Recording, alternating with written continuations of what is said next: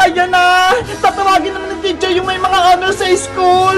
Sino-sino kayong mga katanggap?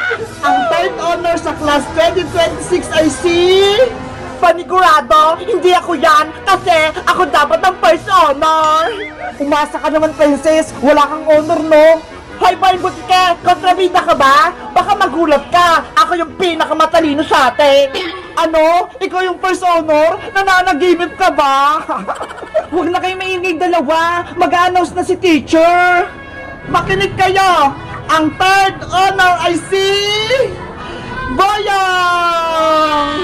Ayos! Third honor ako! Ano ba yan? Si Boyong pa?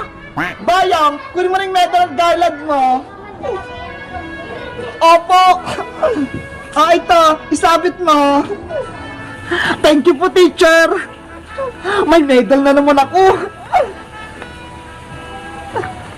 Ang galing mo, Boyong!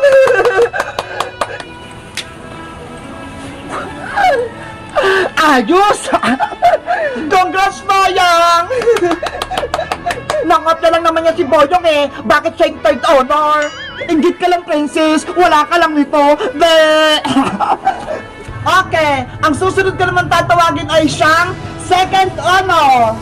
Hala! Sino naman kayong second honor? Iska! Baka ikaw ng second honor. Tapos ako naman ang first honor. Sana nga, princess, ako yung matawag. Oo, ako na nagsasabi. Tapos si Bebang, wala. Oh, no.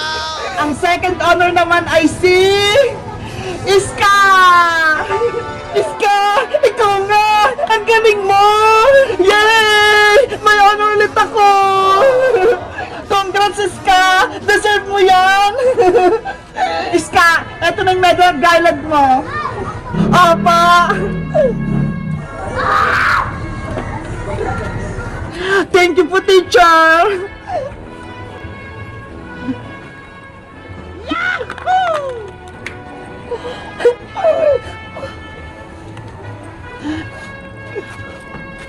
Parehas na tayo may medalist ka! Yahoo! Kaibigan ko yan! May honor! Matutuwa sa akin ito si Mama! At ang panghuli, ang may pinakamataas na grade ay siyang tatanghaling first honor ay si... Ako yan! Ako yan! Ako ang first honor! Excited na ako! Sino kayong first honor? Bebang, hindi ka pa nababanggit. Baka ikaw na yung first honor. Hindi ka masabi, Iska. Kahit wala akong medal, ayos lang. Basta makapasa ako ng grade 3. Mas maganda pa rin kung ikaw ang first honor. Deserve mo naman eh. Sana! Okay, class, makinig kayo. Ang babanggitin kong pangalan ay siya yung first honor. Walang iba kundi si... Sino kaya? Sana po yung matawag. Dapat si Devang para walang medal si Princess. Ang first honor ay si... Princess! Ano? Si Princess yung first honor?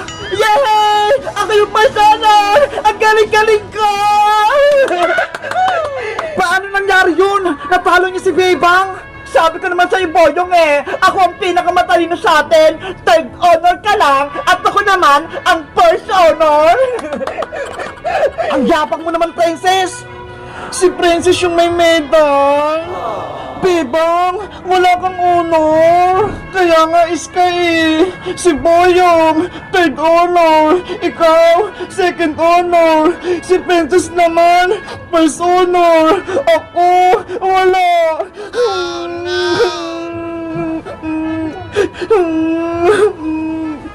Bebang, taha nga. Ginalingan ko naman mag-aral eh. Bakit wala akong medal?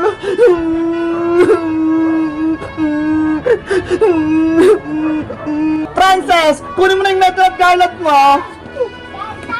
Apa!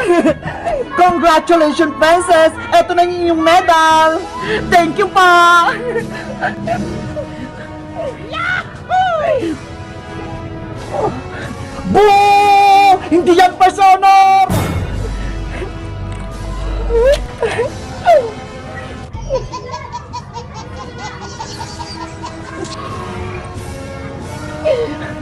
Congrats, Princess!